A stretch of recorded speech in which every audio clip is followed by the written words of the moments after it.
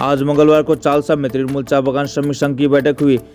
तृणमूल जलपाईगुड़ी जिला अध्यक्ष महुआ गोप ने आज उस बैठक के बाद एक संवाददाता सम्मेलन में बताया कि आने वाले पंचायत चुनाव में चाय बागान के लोग तृणमूल के पक्ष में मतदान करेंगे।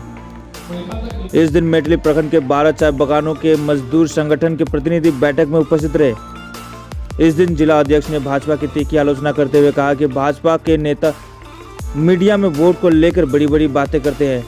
केंद्र सरकार ने चाय बागान के लिए 1000 करोड़ रुपए देने की घोषणा की है, लेकिन आज तक नहीं दी गई।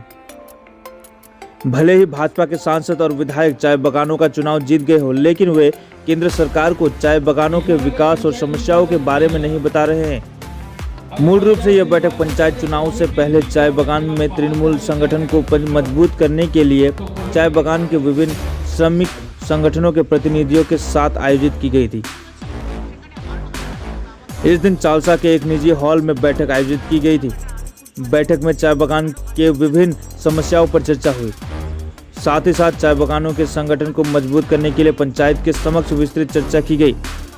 इस दिन तृणमूल नेतृत्व ने चाय बागान के मजदूर संगठनों के नेताओं से चाय बागानों की विभिन्न समस्याओं के बारे में भी सुना। बैठक में तृणमूल चाय बागान श्रमिक संघ के अध्यक्ष नकुल सोनार, तृणमूल मेटली ब्लॉक अध्यक्ष जोसेफ मुंडा, जिला INTTUC के अध्यक्ष राजेश लाकड़ा सहित अन्य उपस्थित थे।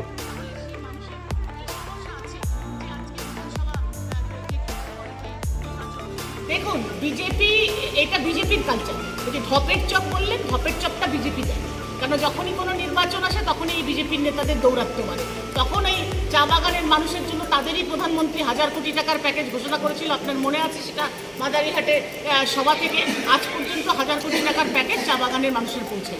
আজকে যারা নির্বাচিত হয়ে বসে আছেন সেই দলের থেকে নির্বাচিত হয়েছেন, চা বাগানের মানুষ যাদের ভোট দিয়ে জিতিয়েছে সেই সাংসদ আর বিধায়করা কী করছেন? সেই সাংসদরা কি তাদের কেন্দ্রে বিজেপি সরকারের কাছে চা বাগানের মানুষের সমস্যার কথা তুলে ধরছেন না কেন? তারাও তো জনপ্রতিনিধি। আজকে জনপ্রতিনিধি হয়ে নির্বাচিত হয়ে তারা বাগানের মানুষের সমস্যার কথা ভাবছেন না।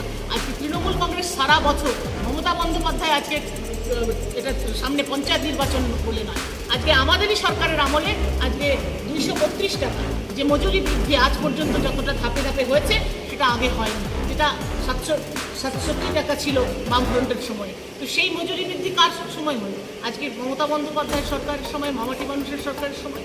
আজকে আমাদের যে মাননীয় শ্রমমন্ত্রী আছেন মলয় ঘটক, প্রতি মাসেই প্রায় চা বাগানে আসছেন, প্রতি মাসেই আমাদের আলিপুরদুয়ার জলপাইগুড়িতে তিনি আসছেন এবং আমাদের নেতা অভিষেক ব্যানার্জির নির্দেশে যেখানে চা বাগান শ্রমিক সমাবেশ হয়েছিল মালবাজারের মাঠে, সেখানে আমাদের নেতা কথা দিয়েছিলেন, আমাদের দলের সাধারণ সম্পাদক অভিষেক ব্যানার্জি কথা দিয়েছিলেন চা বাগানের মানুষের প্রত্যেকটা বাগানের মানুষের সাথে কথা বলে তাদের সমস্যার কথা শুনে যে আজকে চা বাগানে জলের সমস্যা মিটেছে, রাস্তার সমস্যা মিটেছে, সেইখানে পাকা রাস্তা হচ্ছে। আপনারা দেখলেন কিছুক্ষণ আগে বাতাবাড়ি বাগানের যে শ্রমিক ইউনিয়নের সাথে আমাদের কথা হচ্ছিল, তারা অত্যন্ত খুশি। তারা বলছে যে আমরা সবকটি পঞ্চায়েতে জিতব।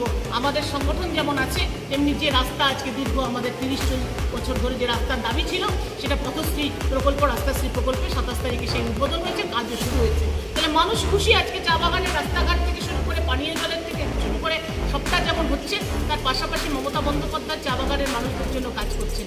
বিজেপিরাই ঢপ দেয়, বিজেপিরাই নির্বাচন আসলে নানা মিথ্যা ভাওতা মানুষকে বোঝানোর চেষ্টা করে। তবে আমি দায়িত্ব নিয়ে বলছি, সেই গুড়ে বালি হবে। এবার চা বাগানের মানুষ বুঝে গেছে যে কারা মিথ্যা ভাওতা দেয়, কারা ভোটের সময় শুধু সাধারণ মানুষদের নিয়ে রাজনীতি করে।